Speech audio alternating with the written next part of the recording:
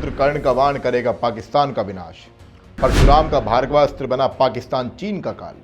हवा में भी अब पाकिस्तान और चीन के गिद्ध यानी कि उनके ड्रोन नहीं मंडरा सकेंगे और परशुराम के भार्गवास्त्र से पाक की हर साजिश नाकाम होगी। हम देख रहे हैं क्योंकि भारतीय सेना ने जैसे ही चलाया परशुराम का भार्गवास्त्र तो चंद सेकंडों में ही परशुराम के इस अस्त्र ने ड्रोनों की लाशें बिछा दी। देखिए, एक बेहद ही बेहतरीन सफलता भारत के हाथ लग गई है, जिसके बाद पाकिस्तान और चीन दोनों की रातों की नींदें उड़ गई हैं। सोच रहे हैं कि हम पे कितना बड़ा खतरा है। मैं आपको वीडियो दिखाता हूं कि भारत में ही बना भार्गवास्त्र पाकिस्तान के ड्रोनों का काल है।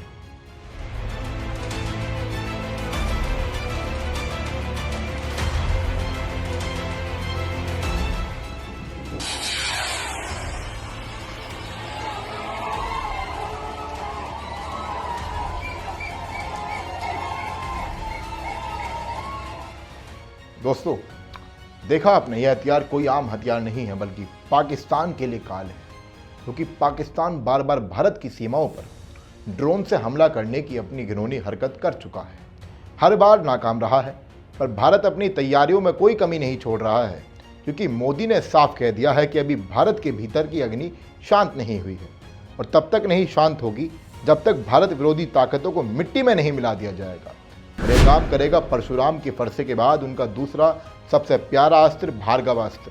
ये सुनने के बाद आप सोच में पड़ गए होंगे कि आखिर वर्तमान के भार्गवास्त्र का सूर्यपुत्र कर्ण और परशुराम से क्या संबंध हो सकता है। आखिर इस हथियार का नाम भार्गवास्त्र ही क्यों रखा गया है।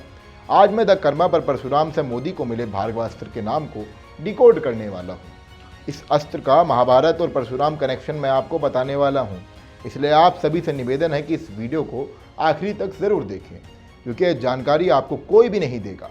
नमस्कार, आपका स्वागत है आपके अपने चैनल द कर्मा पर। मैं सनी राठी अक्सर आप सबको राष्ट्रवाद से जुड़े मुद्दों पर अहम जानकारी आपके चैनल द कर्मा पर देता हूं, पर जब राष्ट्रवाद की बात होगी तो भारत के महान इतिहास को हम नहीं नकार सकते हैं। जब जब भारत और युद्ध की बात होगी तो इतिहास याद दिलाता है महाभारत के बारे में, जहाँ पर एक से एक महाबली योद्धा कुरुक्षेत्र की भूमि पर धर्म और अधर्म की लड़ाई में अपना योगदान दे रहा है। फिर चाहे वो अर्जुन हो, महाबली भीम हो या फिर सूर्यपुत्र कर्ण। और इसी महाभारत में छुपा हुआ है परशुराम के भार्गवास्त्र की ताकत का रहस्य। जब आप महाभारत का अध्ययन करेंगे तो आप देखकर हैरान हो जाएंगे कि कर्ण पर्व के अध्याय 64 में भार्गवास्त्र को चलाया गया था और चलाने वाला कोई और नहीं बल्कि स्वयं सूर्यपुत्र कर्ण था। जब पांचालों के भय से दुर्योधन ने कर्ण का हाथ युद्ध भूमि में थामा था तो कर्ण ने कुछ ऐसा जवाब दिया। हे मुक्त्वा महाराज सूतपुत्र प्रातपावान प्रज्ञा विजय वीरो धनुष्ठेत प्रार्थनम संजय कृत्वा महाराजा संग्रह च पुनः पुनः शनिवार्य च योद्धान से सत्येन सपेत चा प्राज्यो धीमत्या भार्गव शास्त्र महाबला। अभी आपने ये श्लोक मेरे मुंह से सुना। आपको लग रहा होगा कि मैंने इतनी परिपक्वता के साथ आपको यह श्लोक नहीं सुनाया होगा, तो आप किसी विद्वान के पास जाकर इस श्लोक को सुन लीजिए, उसका मतलब समझ लीजिए। दोस्तों, इस श्लोक में आप एक शब्द को ध्यान से सुनिए, वो है भार्गवास्त्रम, यानी कि सूर्यपुत्र कर्ण ने परशुराम से मिला भार्गवास्त्र पांचालों के ऊपर चला दिया था। उसके बाद आप जब कर्ण पर्व को पढ़ेंगे तो आप हैरान हो जाएंगे। आपको देखने को मिलेगा कि इस अस्त्र की शक्ति ऐसी थी कि मोरपंखी शक्तिशाली वाणों से पांचालों की सेना के बीच हाहाकार मच गया। घोड़े, हाथी, योद्धा सब इस अस्त्र से निकले वाणों से धरती पर गिरने लगे, मानो कोई बड़ा भूकंप आ गया हो। उस दौरान ऐसा हुआ था, या फिर आप कहें कि एक तरह का परमाणु हथियार छोड़ दिया गया हो। दोस्तों, इस भार्गवास्त्र की ताकत थी कि इससे निकले वाणों ने पांचालों की सेना के सभी वाणों को चीरते हुए कई योद्धाओं को यमराज के दर्शन करा दिए थे।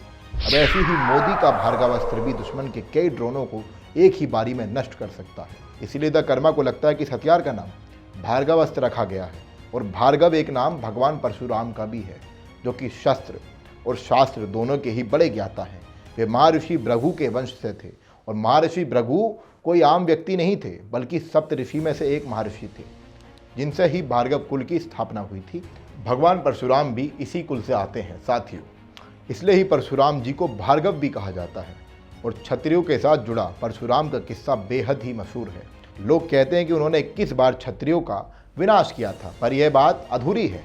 परशुराम ने केवल और केवल 21 यात्राओं के दौरान हे वंश के क्षत्रियों का विनाश किया था, क्योंकि यह वंश मुनियों पर अत्याचार करता आ रहा था, भार्गवों के आश्रमों को तोड़ता था। इसलिए परशुराम ने सहस्त्रार्जुन, जो कि हे वंशियों का राजा था, उसको सीधे ललकारा और एक बात और ध्यान में रखिएगा कि सहस्त्रार्जुन भी परशुराम जी का ही रिश्तेदार था, जिसको भगवान दत्तात्रेय से 1000 भुजाओं का वरदान मिला था, यानी कि उसके 1000 आहत थे।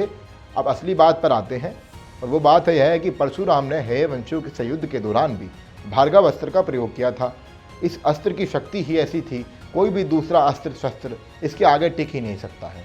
अब आप खुद अनुमान लगाकर देखिए कि जब जब अत्याचार बढ़ा तब तब परशुराम ने इस हथियार का प्रयोग किया है, और अब मोदी भी वही करने जा रहे हैं। अब की बार भारत धमकियों से डरने वाला बिल्कुल नहीं है। सारे के सारे अस्त्र अब भारत के पास हैं। शिव का नाग ब्रह्मास्त्र और अब परशुराम का भार्गव अस्त्र भी पाकिस्तान के हर हमले को नाकाम कर देगा। दोस्तों, इस वीडियो को बनाने का उद्देश्य केवल एक है कि पीएम मोदी जब भी कुछ नया करते हैं तो वे सनातन को ध्यान में जरूर रखते हैं।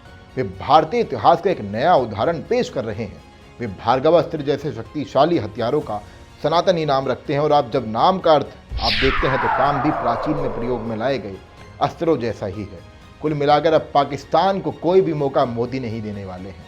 परशुराम का यह अस्त्र पाकिस्तान की हर साजिश को तोड़ कर रख देगा। ना ही हवा में कोई पाकिस्तानी ड्रोन उड़ेगा और ना ही पाकिस्तानी परमाणु धमकी भारत को दे सकेगा। दोस्तों, अंत में मेरा केवल आपसे इतना निवेदन है कि यह वीडियो राष्ट्रवाद के लिए है। अगर आपको परशुराम का यह अस्त्र पसंद आया हो तो इस वीडियो को आगे ज़रूर शेयर करें, और अगर आप चाहते हैं कि मैं ऐसे ही वीडियो आप सभी के लिए लेकर आता रहूं तो हमारे चैनल को तो ज़रूर सब्सक्राइब कर लें। जय हिंद। आप देख रहे थे दी कर्मा। धन्यवाद।